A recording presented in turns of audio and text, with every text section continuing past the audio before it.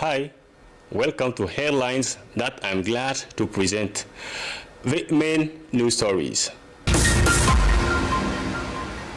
The President of Faso, Captain Ibrahim Traore, has inaugurated a tomato processing plant this morning in Bobo Dioulasso. The construction of this plant, estimated to 7.5 billion CFA francs, is part of a community entrepreneurship program run by the APEC. The head of state, Captain Ibrahim Traore, met with delegations of the living forces of the Obasan region, one after another. Administrative and military authorities, traditional and customary chiefs, religious leaders, as well as the business community were received by the head of state. Tourism, a factor in the enhancement of identities and cultural identity, is the theme of the Ouagadougou International Tourism and Hostelry Show, CITO. The 14th edition, known as the Resilience Edition, has opened this week in the capital. To start with, straight to Bobo Dioulasso, where the head of state has inaugurated this morning the tomato processing plant with an estimated construction cost of 7.5 billion CFA francs, 80% of which came from popular shareholding and the 20% funded by the state. The plant is part of a community entrepreneurship program implemented by the Agency for Promotion of Community Entrepreneurship, according to a press release from the Communication Department of the Presidency of Faso. This plant will boost the entire chain, creating a large number of jobs. In its first year of operation, 180 direct jobs and 1,500 indirect jobs will be created. By the time it reaches cruising speed, 3,000 indirect jobs will have been created. We'll provide you with further information in the edition to come. We stay in Bobo Dioulasso, where the head of state, Captain Ibrahim Traore, granted a series of audiences to several delegations, the Employees Association, the administrative and the military authorities, and the traditional and customary chiefs. Religious leaders reassured the head of state of their support and commitment to his vision. Tangaka Fando has more details. The administrative authorities of the Obasan region were the first to be received by the President of Faso. During the audience, the delegation headed by Governor Mariam Konate took stock of the implementation of the guidelines received from the head of state and also received other instructions as part of the execution of the missions of regional authorities. The subject discussed with the head of state included the construction of socio-economic infrastructures, the issue of cleanliness in the communes, and price controls on consumer goods.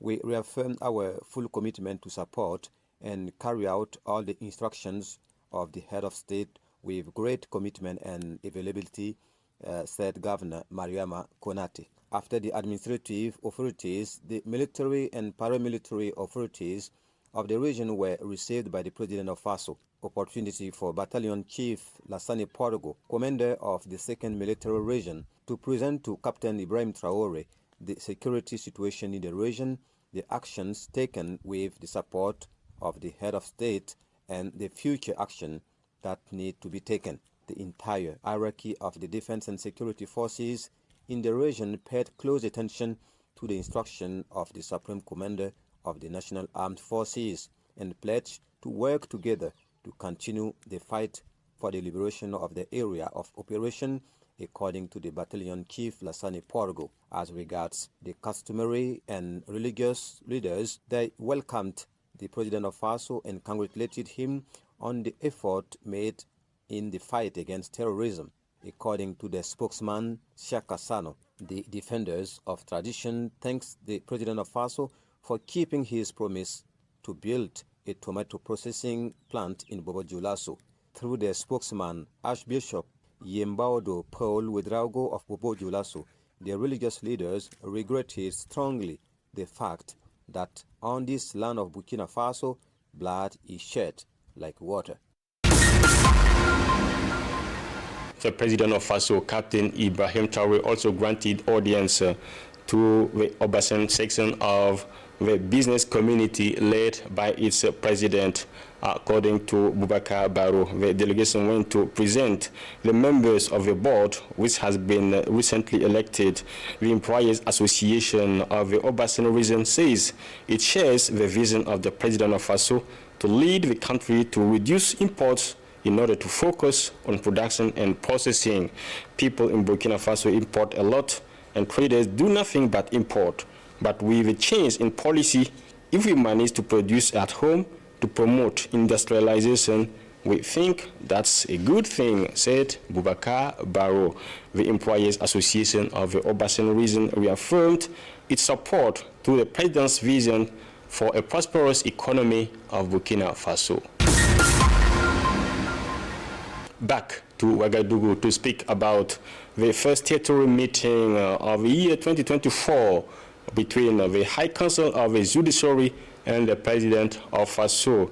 At the opening of the meeting, the President of Faso, guarantor of the independence of the judiciary, stressed the need to reform and improve the functioning of the judiciary in order to better meet the expectations and the hopes of the masses. Let's work to bring fair justice to the people of Burkina Faso, to move towards real justice that is fair to all citizens so that there are no super citizens and second-class citizens, said the president of Faso. For the head of state, providing justice is a noble act that will enable the country to be respected. With this in mind, he called on the council to be more zealous, diligent, and transparent in handling cases of all kinds, particularly those involving corruption. According to the chairman of the council, Adama Ouedraogo, each member of this new council is well aware of the expectations of the people and the profound need for a change which justified this reform. To this end, he indicated that the council is committed to a reformed, adapted, and equitable justice system with a view to its appropriation by the people. Opening of a national conference on sustainable development in Ouagadougou on Thursday. The sixth session brought together representatives of different social strata. For 2 days, they worked on the theme Sustainable Development in Burkina Faso, from concept to concrete action for peace and security. The goal is to contribute to the promotion of sustainable development. Back to the opening ceremony with Tangaka Fando.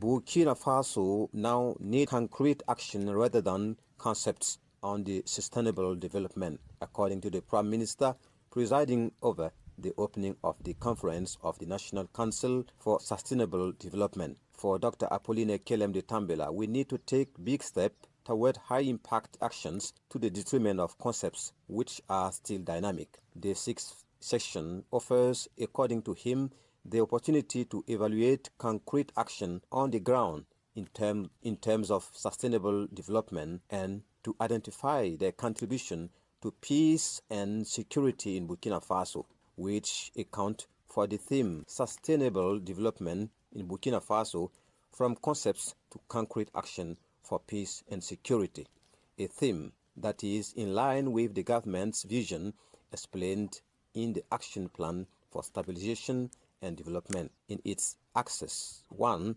consolidating resilience, security, social cohesion and peace. This is why endogenous and integrated development mechanisms such as presidential initiatives have been launched to boost the economy and strengthen the social fabric, with a particular focus on the environment, said the Prime Minister, according to the head of government, quoted by the Minister in charge of Environment, Roger Barrow. Peace, security and climate go hand in hand, and it's with this in mind that the National Climate Security Strategy and its action plan have been adopted. Those policies implemented through projects such as strengthening resilience on the Kaya-Dori axis benefits internally displaced people and their host in the center region, said Apolline Kelem de Tambela. Now, let's celebrate national and African tourism. The Ouagadougou International Tourism and Hostelry Show, CITO, was officially launched on Thursday. The 14th edition, known as the Resilience Edition, will think over the theme tourism, a factor in the enhancement of identities and cultural diversity.